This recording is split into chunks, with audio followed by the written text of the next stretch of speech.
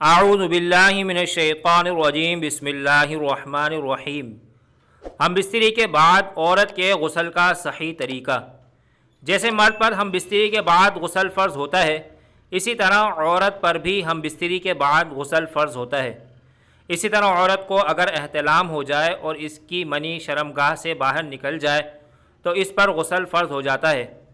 اسی طرح بیداری کی حالت میں اگر عورت کی منی شہوت کے ساتھ شرمگاہ سے خارج ہو جائے تو غسل واجب ہو جاتا ہے۔ غسل کا طریقہ جاننے سے پہلے اس بات کا جاننا انتہائی ضروری ہے کہ کن صورتوں میں عورت پر غسل واجب ہوتا ہے۔ علماء نے لکھا ہے کہ عورت پر 4 حالتوں میں غسل واجب ہوتا ہے۔ نمبر 1 اور 2، حیض اور نفاس کا منقطع ہونا۔ نمبر 3، شہوت کے ساتھ منی کا نکلنا۔ نمبر 4، مرد کے عضو تناسل کا کم از کم سپاری کے بقدر دخول۔ عورت کی منی پیلے رنگ کی گولائی میں خارج ہوتی ہے، جبکہ مرد کی منی سفید رنگ کی گاڑھی اور لمبائی میں خارج ہوتی ہے۔ اور غسل چاہے حیض یا نفاس کے منقطع ہونے کے بعد کا ہو یا احتلام کا یا ہم بستری کے بعد کا ہو، سب کا طریقہ ایک ہی ہے۔ یہاں ایک بات اور یاد رہے کہ اگر کوئی شوہر اپنی بیوی کے پیچھے کے مقام میں دخول کرتا ہے جو کہ ملعون عمل ہے، اس سے بھی غسل واجب ہوگا۔ اب غسل کا طریقہ سن لیجئے۔ غسل میں 3 چیزیں فرض ہیں۔ نمبر 1، ایک بار اچھی طرح کلی کرنا۔ نمبر 2، ایک بار اچھی طرح ناک میں پانی ڈالنا کہ نرم حصے تک پانی پہنچ جائے۔ نمبر 3، ایک بار پورے جسم پر اچھی طرح پانی بہانا کہ ذرہ برابر بھی کوئی جگہ خشک نہ رہے۔ اگر ان 3 اعمال کر لیے تو آپ کا واجب غسل ادا ہو جائے گا۔ غسل کا مسنون طریقہ جو شخص غسل کرنا چاہے اس کو چاہیے کہ کوئی کپڑا تہمت وغیرہ باندھ کر نہائے، اور اگر ننگا نہائے تو کسی ایسی جگہ نہائے جہاں کسی نامحرم کی نظر نہ پہنچ سکے۔ عورت کو اور ہر ننگا نہانے والے کو بیٹھ کر نہانا چاہیے، اور ننگا نہانے والا قبلے کی طرف منہ کر کے نہ نہائے۔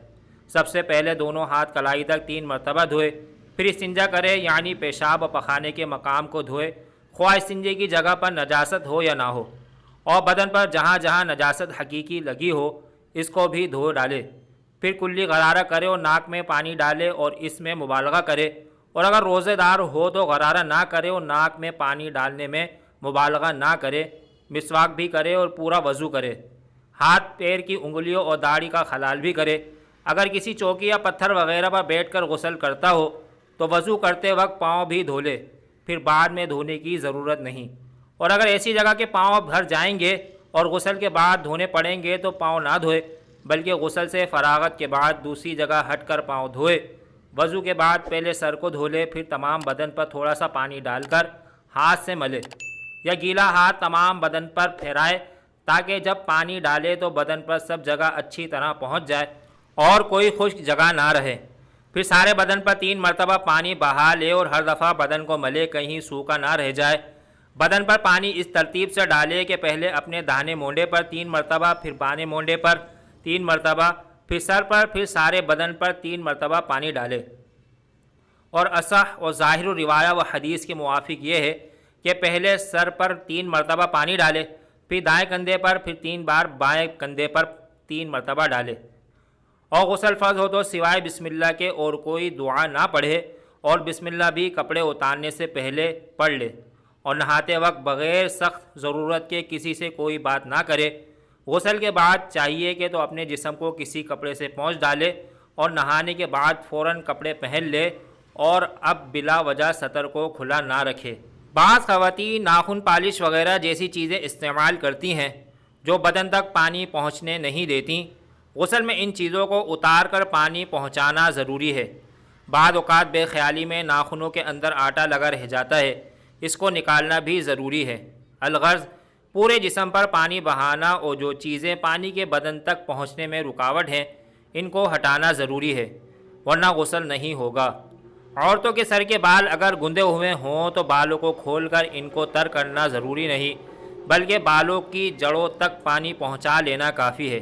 لیکن اگر بال گندے ہوئے نہ ہوں، آج کل عموماً یہی ہوتا ہے، تو سارے بالوں کو اچھی طرح تر کرنا بھی ضروری ہے۔ غسل کے متفرق مسائل۔ نمبر 1، جنبی کو نماز کے وقت تک غسل میں تاخیر جائز ہے، اس سے وہ گناہگار نہیں ہوگا۔ نمبر 2، جنبی بغیر غسل کے سوئے یا پھر وطی کرے تو جائز ہے، البتہ وضو کر لینا بہتر ہے۔ نمبر 3، جنبی کو وضو کرنے یا ہاتھ منہ دھونے اور کلی کرنے کے بعد کھانا پینا مکروہ نہیں، بغیر اس کے ویسے ہی کھا پی لیا تو گناہ نہیں لیکن مکروہ ہے۔ نمبر 4، غسل کے لیے کم از کم 1 ساع یعنی تقریباً 4 سیر پانی ہونا چاہیے، اور وضو کے لیے 1 مد یعنی 1 سیر، لیکن یہ مقدار لازم نہیں کیونکہ انسانوں کی طبیعتیں مختلف ہوتی ہیں۔ نمبر 5، مرد و عورت ایک برتن سے غسل کریں تو مذائقہ نہیں۔ نمبر 6، اگر فرض غسل کی حاجت ہو اور دریا میں غوطہ لگائے یا بارش میں کھڑا ہو جائے یا بڑے حوض میں گر پڑے اور اس کے تمام بدن پر پانی بہہ جائے اور وہ کلی کر لے اور ناک میں پانی ڈال لے تو اس کا غسل ہو جائے گا، چاہے غسل کرنے کا ارادہ ہو یا نہ ہو۔